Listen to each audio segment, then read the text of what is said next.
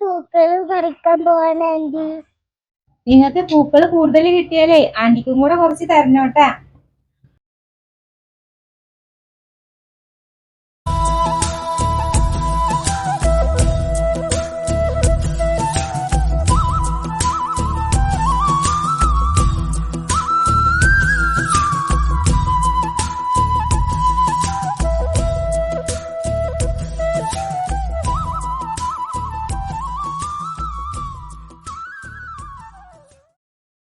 വിഷ്ണുട്ടാ, നമുക്ക് ഡ്രസ്സൊന്നും എടുത്തില്ലെങ്കിലും അമ്മയ്ക്കും കുട്ടിക്കും എന്തെങ്കിലും ഡ്രസ്സ് എടുക്കണോട്ടാ.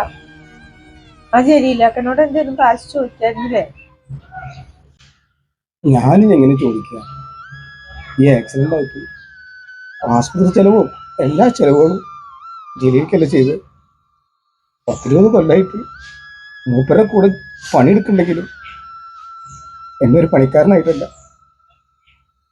ആ ചേർപ്പച്ചിട്ടുണ്ട് സ്വന്തം അനിയനെ പോലെ. ാണല്ലോ നമ്മളെ ജലീൽക്കഥ വരുന്നേ. ആ മോളെ ലൈലാന്റെ കല്യാണം വിളിക്കാനുള്ള വരവാ.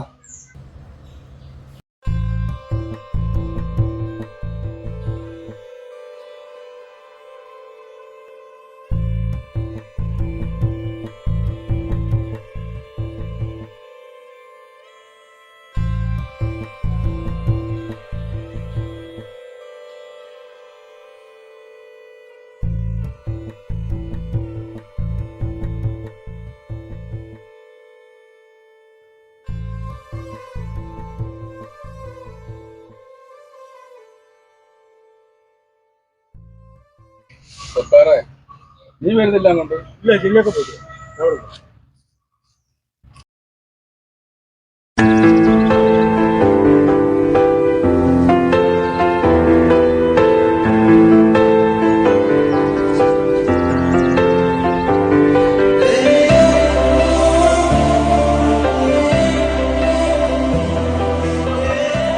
ആ ജലീലാക്കയ്ക്ക് 100 ആയസാണ്. ഞങ്ങൾ ഇതപ്പ ജലീലാക്കനെ പറ്റി ഇങ്ങോട്ട് പറഞ്ഞതേ ഉള്ളൂ.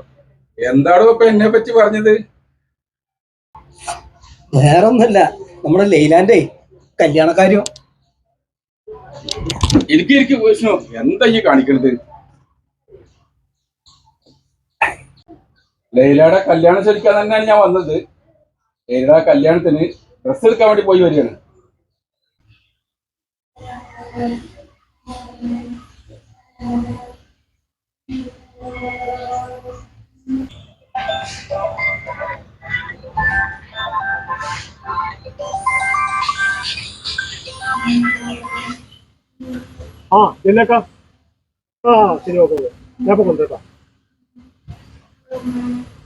ആ ജലിയാക്ക, ഞാൻ അമ്മേനെ വിളിച്ചിട്ട് വരാട്ടാ.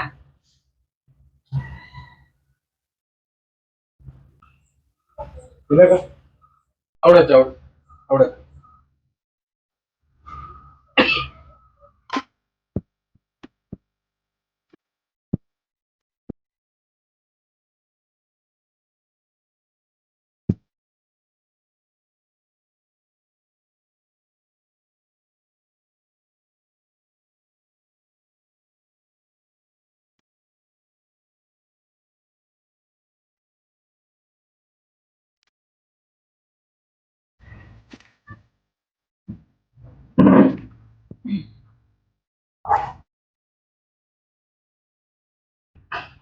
കല്യാണ ഡ്രസ് എടുത്ത കൂടുതലേ 2 കൂട്ടി ഡ്രസ്സ് നിങ്ങൾക്ക് എടുത്തിട്ടുണ്ട്.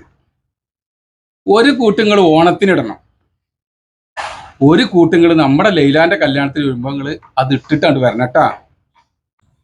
ആ സത്താറേ, അതങ്ങോട്ട് കൊടുക്ക്. വിഷ്ണു, ഞങ്ങളാണ്ട് ഇറങ്ങട്ടെ, ഒരുപാട് സ്ഥലത്ത് കല്യാണം ക്ഷണിക്കാണ്ടേ.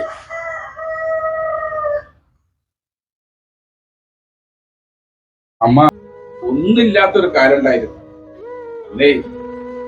ഈ അമ്മയാണ് ഒരു കച്ചവടം ചെയ്തെന്ന് പറഞ്ഞ് പൈസ തന്ന് സഹായിച്ചത്. ആ ചായക്കച്ചവടത്തിൽ നിന്നാണ് ഇന്ന് എനിക്ക് കാണുന്ന എല്ലാ സൗഭാഗ്യങ്ങളും ഞാൻ നേടിയത്. ആ കട ചായക്കന്റെ വീട്ടു. വിഷ്ണു, ഞാൻ നിന്നെ ഒരു പണിക്കാരനായിട്ടല്ല കണ്ടിട്ടുള്ളത്. നീ എന്റെ കൂടെ പോടാ. ശരി കാക്ക